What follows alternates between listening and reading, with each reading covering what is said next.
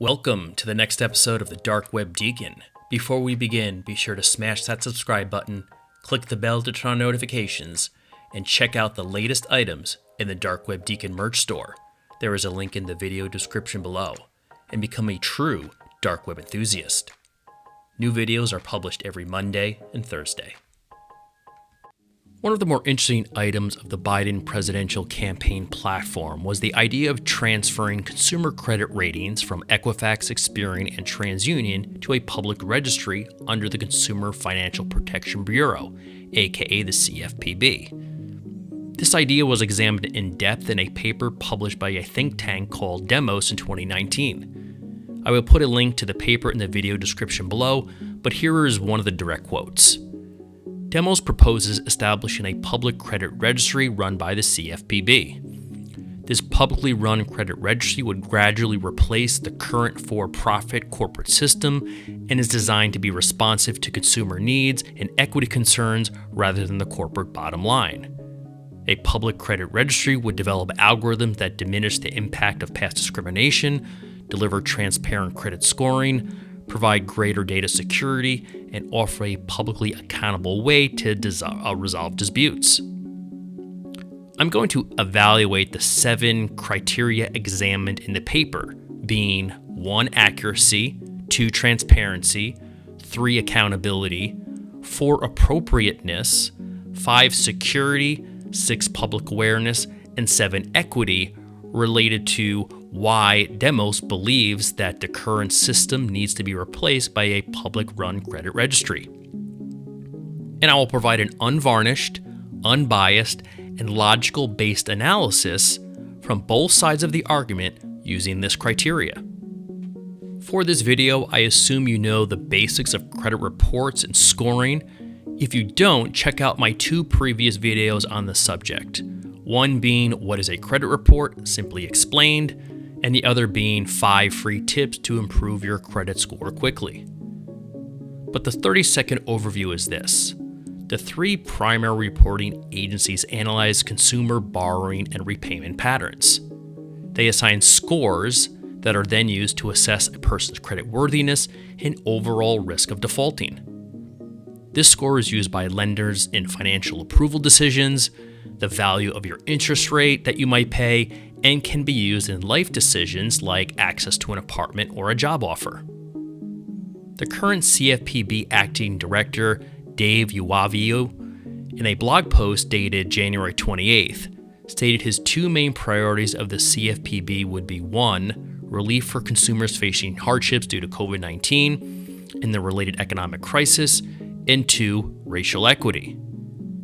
He's not explicitly indicating plans to move forward with this policy of a publicly available credit bureau run by the federal government. But his posture definitely seems to be one of finding new ways to involve the CFPB in the lives of all Americans.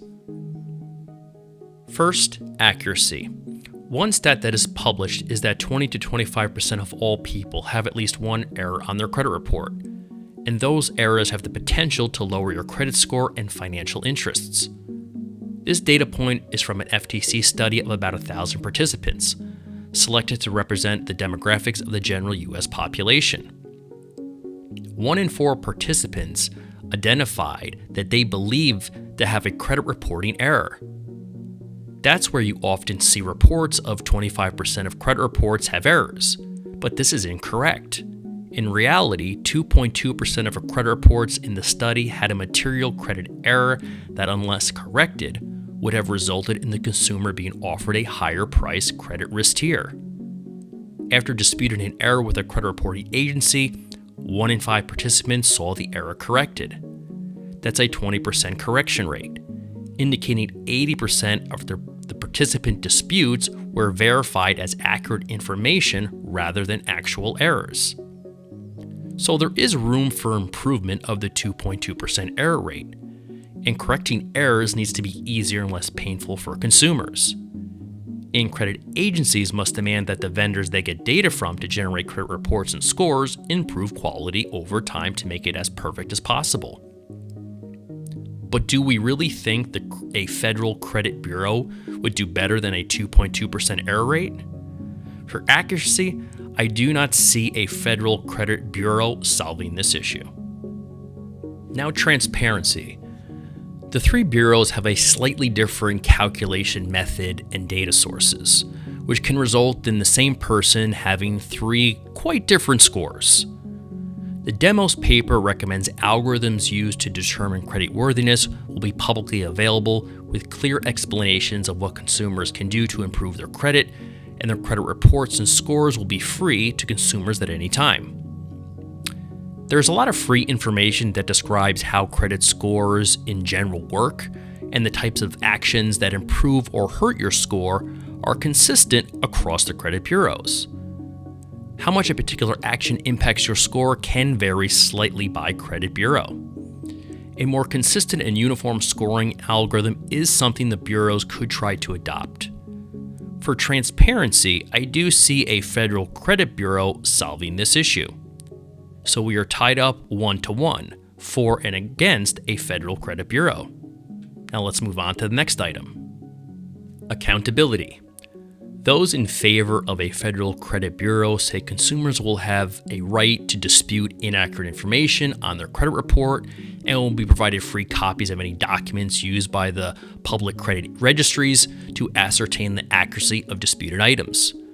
Consumers will have the right to appeal the results of a dispute and provide additional evidence.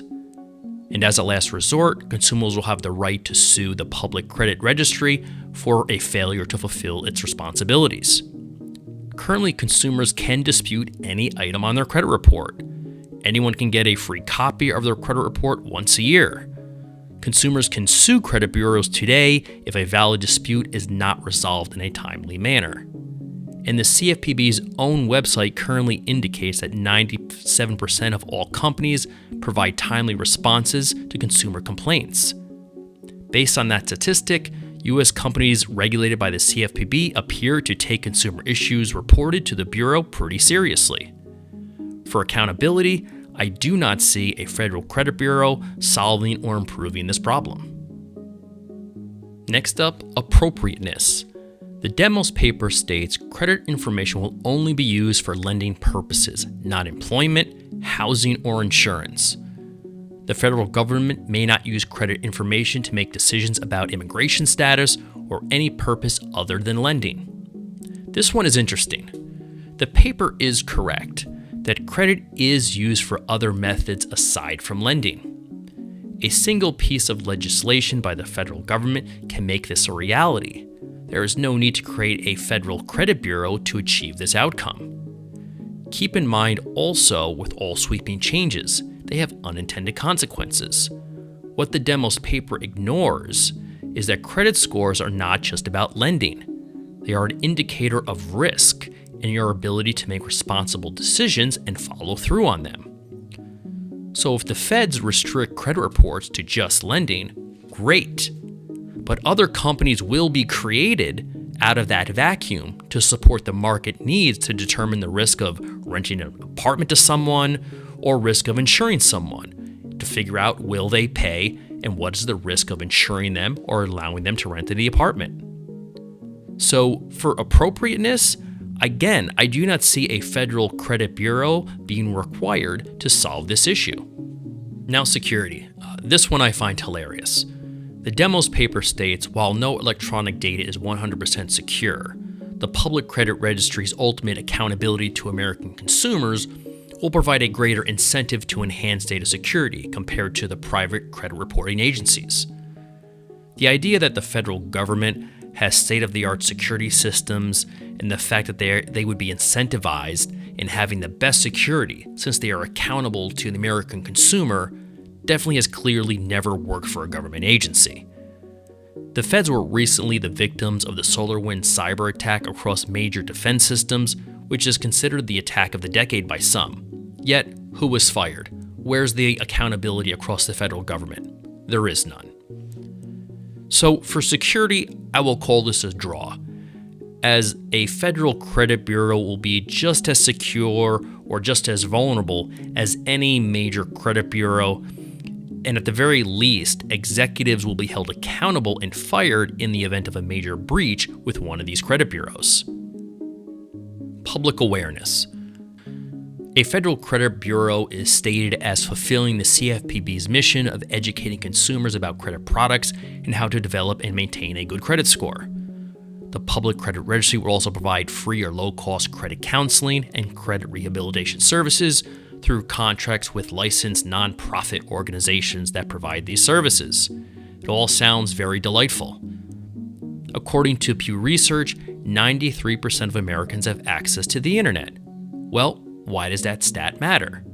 The bureaus themselves do provide a lot of free education and credit information on their websites and blogs, not to mention the thousands of hours of content on YouTube on the subject by independent content creators like the Dark Web Deacon. For public awareness, I do not see a federal credit bureau being required to solve this issue, and frankly, I view it as a non-issue. As long as you have internet access, there's plenty of free information on how all this works and how best to increase your score and to prevent yourself from getting a low score. Whether you like the system or not, the information is there. And finally, equity. The demos paper states the Public Credit Registry will develop new algorithms for predicting creditworthiness with the goal of minimizing disparate racial impact. New credit reporting algorithms could draw on alternative data sources when this data is shown to be predictive and can minimize racial disparities. I'm all for alternate data sources to try to improve algorithms, but I think two big cons may come from this type of thinking in which you infuse race into credit algorithms. One is volatility. Criteria will change with each presidential administration based on political pressures and identity groups. Also, one of the original complaints from the demos paper is that the algorithm is unpredictable and confusing. Well, just imagine how confusing it will be with every maybe 2 to 4 years, this algorithm is going to change based on political pressures. And two is masking root cause.